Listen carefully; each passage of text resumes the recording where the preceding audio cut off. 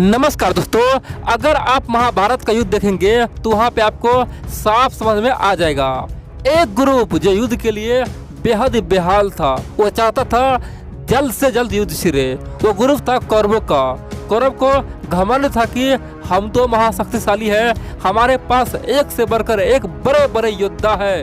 भीष्म पितामह, कर्ण, खुद दुर्योधन, यहाँ तक कि अश्वत्थामा, यहाँ तक कि गुरु कृपाचार्य, द्रोणाचार्य। दोस्तों, एक से बढ़कर एक योद्धा, करोड़ों सेना। इसी घमंड में कौरव बेहाल था कि युद्ध जल्द शुरू हो। दूसरी ओर पांडव था।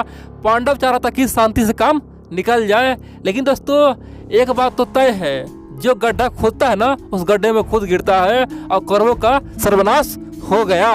आप बोलेंगे हमने ये महाभारत कहानी क्यों बताया? दोस्तों, आज सेम टू सेम हाल है भारत और चाइना।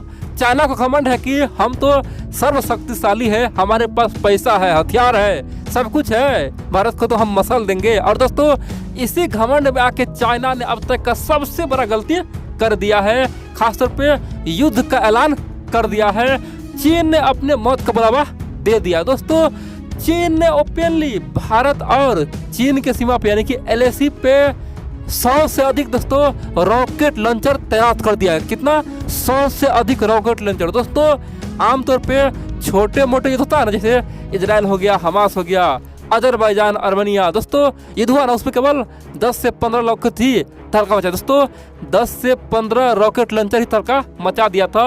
अब यहाँ पे चाइना ने 100 रॉकेट लॉन्चर तैनात किया हुआ भारत चीन के बॉर्डर पे। बड़ी बात तो यार दोस्तों, यहाँ पे साफ तौर पर चीन ने युद्ध का ऐलान कर दिया है। आप बोलेंगे तो हम लोग क्या किए, हम लोग क्या पिछड़ गए हैं? दोस्तों, चीन के गाल पर भारत ने तमाचा मारा है। चीन ने 100 तैनात किया तो भारत ने 200 तैनात कर दिया। चीन का औकात दिखा दिया। मैं आपको एक एक पॉइंट दिखाकर हुआ क्या है और किस प्रकार से इस युद्ध में हम लोग चीन को हराएंगे ही नहीं, चीन का अस्तित्व मिटा देंगे। दोस्तों, अब जानते हैं भारत और चीन के सीमा पे लगभग 1.5 साल से तनातनी चल रहा है और उस तनातनी के पीछे चीन का हाथ है। सबसे पहले चीन ने सिक्किम में झड़प किया, धक्के मुक्की किया, पत्थरबाजी किया। उसके बाद फिर हिमाचल में भारतीय सीमा में घुसने का प्रयास किया, हवाई क्षेत्र लांघा। इतना ही नहीं, चीन फिर क्या किया, गलवान में, लद्दाख में, अरुणाचल में, यहाँ तक कि उत्तराखंड, हर जगह चीन घुसपैठ करने की कोशिश किया। हमने हर जगह से समझाया। अब दोस्तों, पानी सर से ऊपर जा चुका है। 13 बार मीटिंग हो चुका है,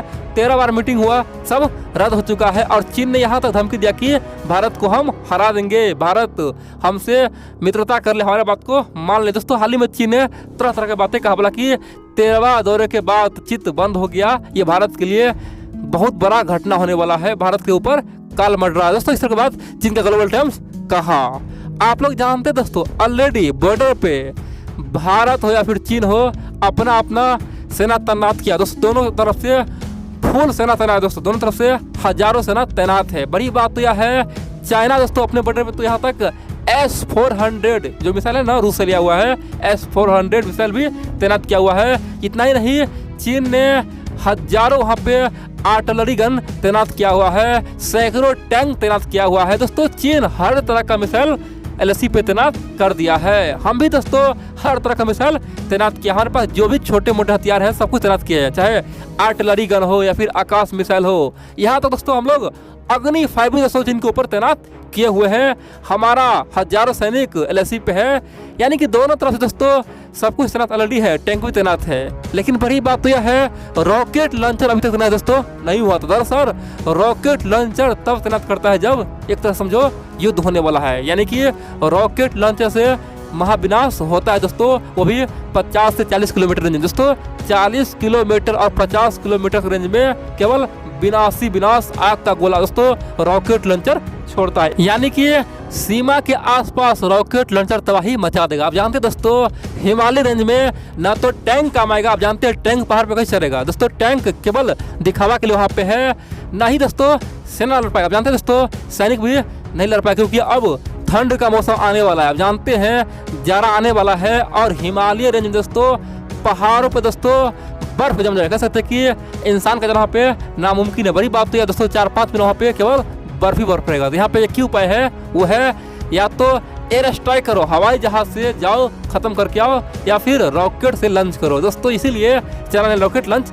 खासतौर लॉन्चर वहाँ पे तैनात कर दिया है। अब बोलेंगे तो इससे क्या होगा, हम लोग क्या चीन से डर जाएंगे, हार जाएंगे? दोस्तों ऐसा बिल्कुल नहीं है। ये चीन का दावा है। चीन कह रहा है कि हमारे पास जो रॉकेट लॉन्चर है वो दुनिया का one of the best rocket launcher है। भारत के लिए केवल खतरा नहीं, ये तो दुनिया के लिए खतरा है और हमने ऑलरेडी तैनात कर दिया LAC पे। उसका रेंज 40 किलोमीटर से लेके 70 से 80 किलोमीटर रेंज है। यानी कि चीन का जो रॉकेट लॉन्चर है ना, उसका रेंज कितना है? 40 से 70-80 किलोमीटर रेंज। दोस्तों ये बात चीन खुद कहता है। और हमारे पास दोस्तों जो रॉकेट लॉन्चर है उसका रेंज कम है। चाइना ऐसा कह रहा है। उनका कहना है कि ये युद्ध बेहद ही घातक होगा। अब बोलेंगे तो ऐसा क्यों किया? देखिए, आप जानते हैं अब बहुत जल्द बॉर्डर पे दोस्तों ठंड पड़ने वाला है, बर्फ जमने वाला है। और आप देखेंगे तो 1962, आप जानते हैं दोस्तों 1962 में चाइना ने अरुणाचल प्रदेश का कई सारा हिस्सा कब्जा लिया था। बड़ी बात तो यह है, युद्ध के तुरंत बाद वहाँ से भाग गया। दोस्तों चाइना यहाँ पे हमें ये जमीन दान नहीं दिया, वो तो चाह रहा था कि पूरी तरह से कब्जा कर ले। लेकिन चीन को पता था कि अगर अधिक दिन यहाँ पे अरुणाचल में रहेंगे तो यहाँ पे ठंड बढ़ेगा, फिर पहाड़ में बर्फ जमेगा और फिर हमारा सैनिक वहीं पे घिर जाएगा और फिर भारतीय सैनिक आराम से आके उसे खत्म कर देगा, यानी कि चुटकियों में मसल देगा। दोस्तों इसीलिए ये प्राकृतिक बॉर्डर हम लोग का, यानी कि जितना भी भारत चीन के बीच में सीमा है वो प्राकृतिक दोस्तों भगवान का दिया हुआ सीमा है। खासतौर पर ठंड मौसम में कोई यहाँ पे रह ही नहीं सकता। इसीलिए दोनों जानता है कि हमारा सैनिक पीछे हटने वाला है, यानी कि बहुत जल्द चाहे भारत का हो या फिर चीन का सैनिक पीछे हटने वाला है। और दोनों को पता है कि अगर हम पीछे हट जाए और क्या पता कोई धोखा से नहीं यहाँ पे आ जाए, इसीलिए दोस्तों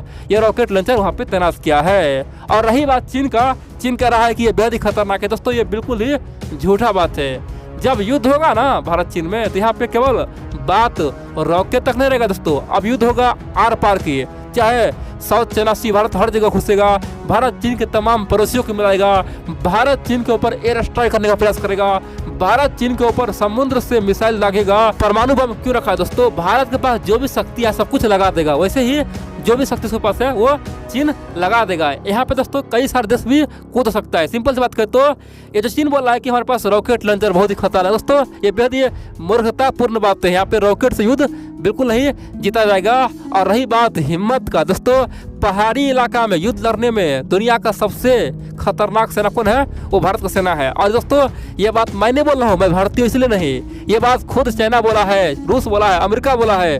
दुनिया के बड़े बड़े टॉप लीडर जो कमांडर है दोस्तों सेना का, सबने कहा है कि भारतीय सेना पहाड़ का दोस्तों बादशाह है, गुरिल्ला वारफेयर में खतरनाक है। और इसीलिए अमेरिका रशिया का सैनिक दोस्तों आज भी भारतीय सैनिक से ट्रेनिंग लेता है। तो सिंपल से बात करें, पहाड़ों का युद्ध होगा ना तो वैसे ही हमारा एक सैनिक चीन पे 10 पे भारी होगा, ये दोस्तों श्योर है। दूसरी ओर चाइना का जो भरम है वो भी टूट जाएगा।